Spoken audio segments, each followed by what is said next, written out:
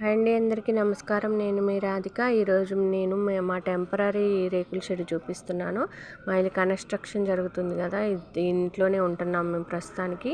ఇది నేను చూపించేదంతా హాల్ లాగా కేటాయించుకున్నాం. ఇది మెయిన్ డోరు.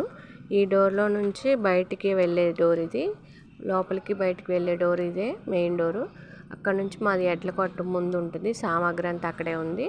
మా అత్తగారు మొన్న చనిపోయారు కదా, మా అత్తగారు ఈ హాల్లోనే 2 బీరువాలు, మంచం, 2 మంచాలు, చైర్స్ అన్నీ ఇలా సెట్ చేసుకున్నాం. టీవీ అన్నీ హాల్లోనే ఉంటాయి.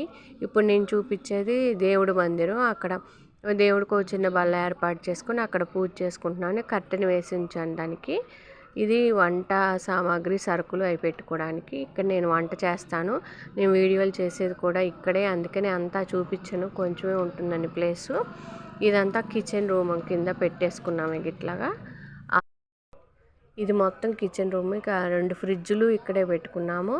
ఫ్రిడ్జులు 2 ఉంటాయి ఇక్కడ. దాని పక్కనే మంచి చేతులు హ్యాండ్ వాష్ చేసుకోవడానికి చిన్న షింక్ ఒకటి పెట్టుకున్నాము.